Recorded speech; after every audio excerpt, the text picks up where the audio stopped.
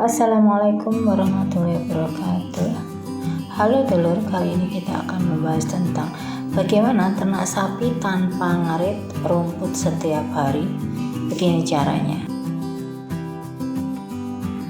Ternak sapi tanpa keharusan merumput setiap hari adalah tujuan yang dapat dicapai dengan memanfaatkan berbagai alternatif pakan ternak.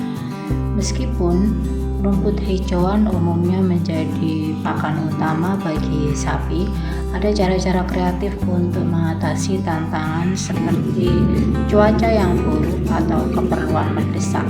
Berikut ini adalah beberapa cara efektif untuk menjalankan peternakan sapi tanpa perlu merumput setiap hari. Yaitu kita bisa manfaatkan bahan-bahan limbah yang ada di sekitar kita. Lalu bahan apa saja yang bisa dimanfaatkan? Yang pertama adalah limbah pertanian, limbah sayuran, limbah industri, dan konsentrat. Yang pertama adalah limbah pertanian. Limbah pertanian yang tersisa setelah panen dapat dijadikan pakan alternatif. Contohnya adalah jerami padi, tumpi jagung, jerami jagung, kulit kacang tanah, jerami ubi-ubian, jerami kedelai, jerami kacang, dan kulit nanas. Kita dapat menyimpan limbah pertanian ini dengan metode silase atau fermentasi sehingga tetap berkualitas dan tahan lama.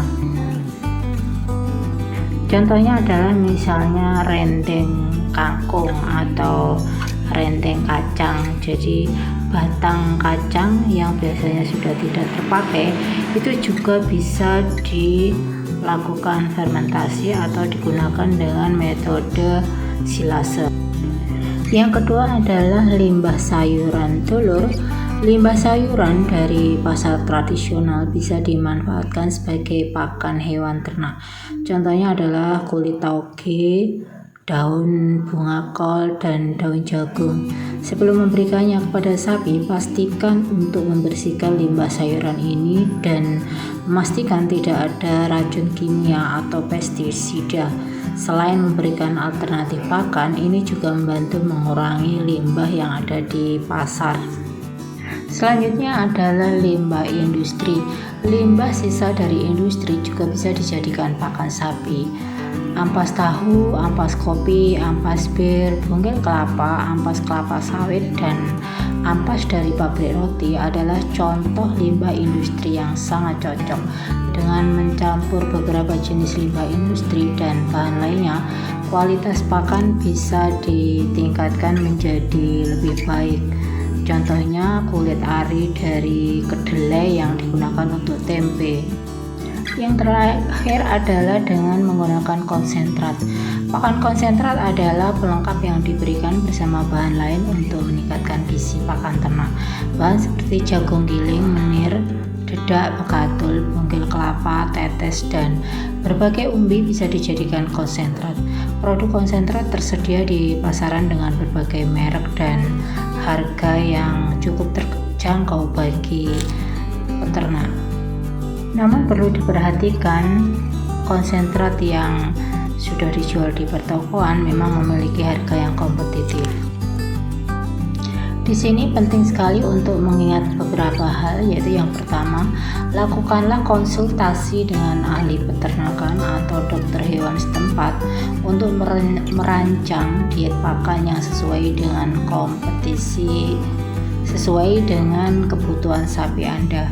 Pastikan kesehatan dan kondisi sapi secara keseluruhan serta pantau pertumbuhannya. Yang terakhir yang perlu sekali diingat adalah variasi pakan alternatif dapat membantu menjaga keseimbangan nutrisi dan mencegah kekurangan gizi pada sapi. Yang perlu diperhatikan yaitu dengan menggunakan pakan alternatif ini, kita bisa mengurangi ketergantungan pada rumput hijauan dan memberikan variasi nutrisi kepada ternak kita. Pastikan untuk merancang formula yang seimbang dan sesuai dengan kebutuhan sapi. Selain itu, perhatikan juga kesehatan dan kondisi ternak secara keseluruhan untuk memastikan pertumbuhan yang baik. Sehingga dengan memperhatikan nutrisi untuk pakan sapi kita, pertumbuhan dari sapi kita akan melebihi dari apa yang kita inginkan, sehingga produktivitas dari sapi tersebut atau juga dari pertumbuhan dagingnya itu bisa menambah income pendapatan kita dalam beternak sapi. Dulur, demikian video konten kali ini, mudah-mudahan bisa memberikan manfaat dan tetap setia menonton. Jangan lupa like, comment, and subscribe. Mungkin Anda punya pendapat yang berbeda. Terima kasih.